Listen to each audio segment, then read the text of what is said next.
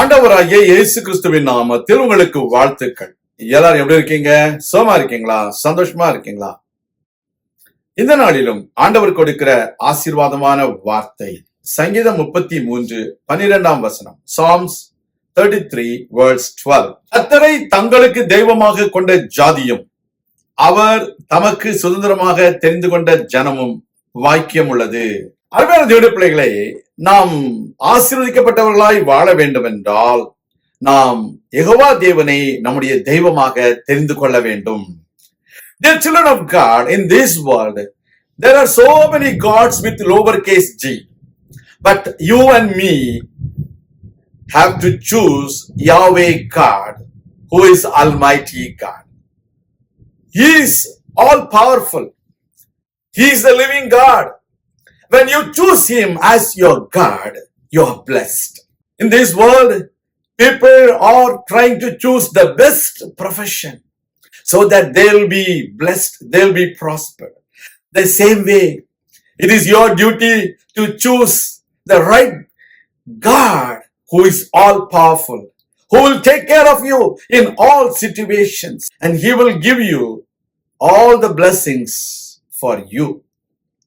That is the important thing every human being needs to understand. There are people, they are giving gold to their gods with the lowercase g. There are people, they are giving so much money so that they will receive a lot of money. But I want to tell you, it is more important for you and me to give our life for God so that you will receive everything back to us. The word of God says, seek ye first the kingdom of God and his righteousness. Then he will give you everything. Today, we need to decide to seek the kingdom of God and his righteousness so that we will be blessed.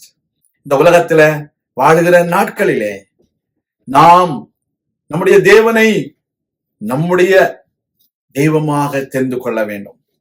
அவர் நம்மை தம்முடைய ஜனமாக தெரிந்து கொள்ள வேண்டும். கர்மேல் பர்வதத்திலே யெகோவா தேவனை தெரிந்து கொண்ட ஜனங்கள் ஆசீர்வதிக்கப்பட்டார்கள்.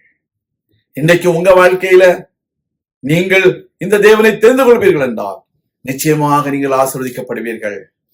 உங்கள் வாழ்க்கை ஆசீர்வாதமாக இருக்கும். அவர் தம்முடைய சகலவிதமான ஆசீர்வாதங்களையும் உங்களுக்கு நிச்சயமாய் கொடுத்து உங்களை ஆசீர்வதித்து உங்களை காப்பாற்றுவார். நான் உங்களுக்காக ஜெபிக்கிறேன். எங்கள் அன்பின் பரலோக பிதாவே, இந்த நாளிலும் நாங்கள் உம்மை எங்களுடைய தெய்வமாக தெரிந்து கொண்டிருக்கிறோம். நீர் எங்களை உம்முடைய ஜனங்களாக தெரிந்து கொண்டீரே, உமக்கு நன்றி. தேவனே, உம்முடைய சுதந்திரங்களை நாங்கள் பெற்றுக்கொள்ள நீர் எங்களுக்கு புத்திர சுவிகாரத்தின் ஆவியை கொடுத்ததற்காக நன்றி. நாங்களுடைய பிள்ளைகள், நாங்கள் உம்முடைய சுதந்திரத்தை பெற்றுக்கொண்டு உமக்கென்று வாழ தேவனே எங்களுக்கு உதவி செய்திருக்கிறோம். எங்களை தாழ்த்தி ஒப்புக் கொடுக்கிறோம். இயேசு கிறிஸ்துவின் நாமத்தில் ஜெபிக்கிறோம் நல்ல பிதாவே, ஆமேன். கர்த்தர் தாமே உங்களை ஆசீர்வதிப்பாராக. ஆமேன்.